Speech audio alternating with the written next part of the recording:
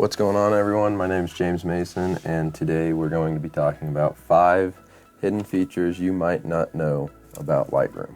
So let's get started.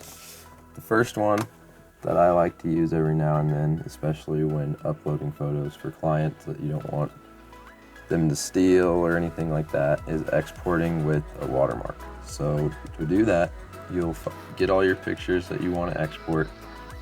I usually right-click on the photo I want to export, go to export, and you come all the way down here to watermark.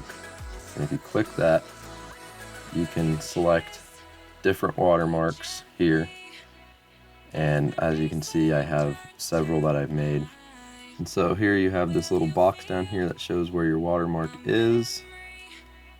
And then you can come in here and you can type in what you want your watermark to be. You can align it, put it right in the middle. You can make how big it is. What's really cool about this is you can see I have a signature here. And with my computer, I was able to use my touch pen and go into Photoshop and actually sign on my computer screen and then export that as a watermark. And if you want to see a video on how to do that, I can make that video. But this is just how to set a watermark on your photo. But yours would probably look something more similar to something you typed out, like this, and then you can turn up the opacity. Because if you just typed it in here and chose your font, we'll just change it to just James, and we can change our fonts. Pick one you like, click save, and then you would just export how you normally would. The next thing is smart previews. Smart previews are really good because you can essentially eliminate file size and be able to actively edit a picture even if it's stored on an external hard drive. So after you have your photo uploaded into Lightroom, you can come up here and you'll go to this original photo box here. It'll say build a smart preview. So you can click build smart preview and it'll tell us that one was built, and now we're editing on the original and the smart preview.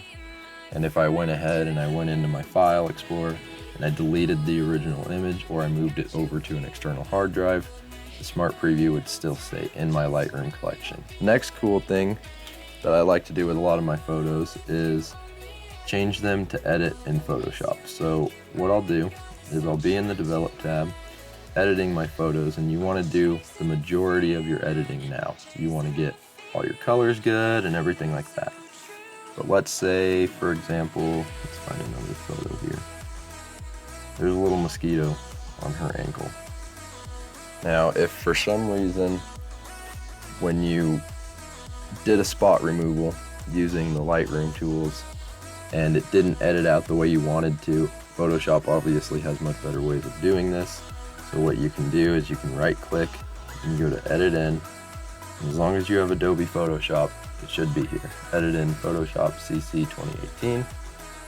Okay, so now that we're back in Photoshop, we can zoom in, maybe edit out that mosquito, do whatever else we wanted to do to the photo using the tools in Photoshop, and I can show you a tutorial on how to edit things out of a photo. If you want that video, just leave a comment down below. And then to export this photo back into Lightroom so we can export it with our group, we'll go Control W or Command W on a Mac. We'll save changes, yes. It will close out of Photoshop, and when we come back into Lightroom, we now have 2 photos. It's the same photo. One will be the edited one from Photoshop. It'll be dash edited. The other one will be the original, the ARW or the raw file. The next handy tool in Lightroom is facial recognition. Now let's say that I had a folder, I went out and did some stuff with my friends and wanted to send them all the pictures that had them in it. So we're gonna go down here and we're gonna go to a folder that has a lot of photos of people.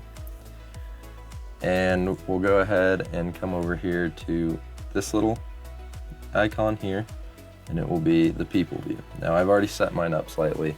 In your version, it will say something about facial recognition, and then you can come up here and select face detection and you can start it.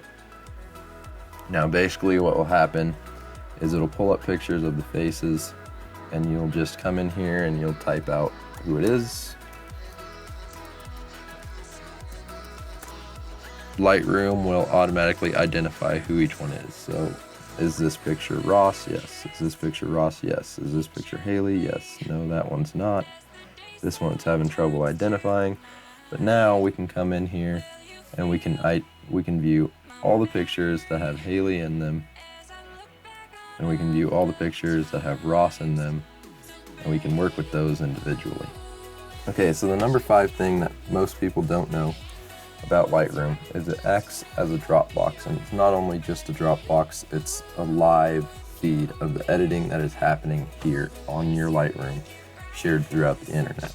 So this is really good if you're doing for like wedding photography and you want the client to be able to see the photos, and then if they have suggestions on a re-edit, you can do that without having to re-upload photos to anything, and the client can just download them whenever.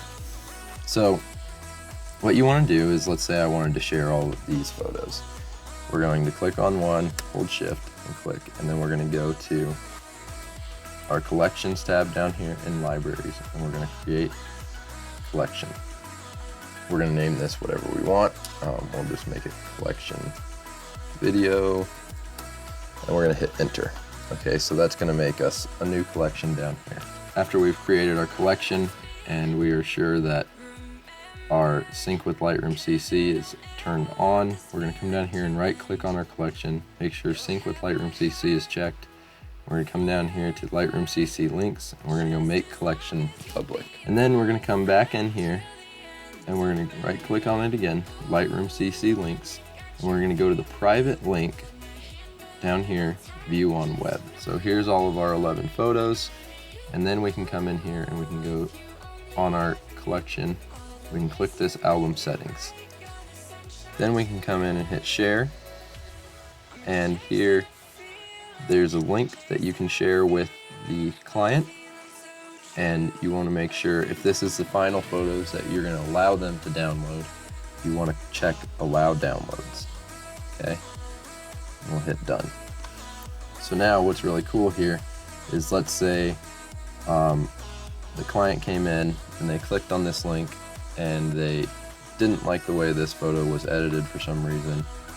We can come back into Lightroom, we can select that photo and come back into develop, and I'm just going to do some drastic changes so you can see it. We're going to make it super purple, super blue, and up here you'll see it's syncing one photo. Okay, so now our one photo has been synced. As you can see, it's insanely blue, and when we looked at it last time it wasn't. So we'll come back into here, Lightroom CC links, and so the public link, if you click view on web on public link, that's going to show you what the client will see when they open the link.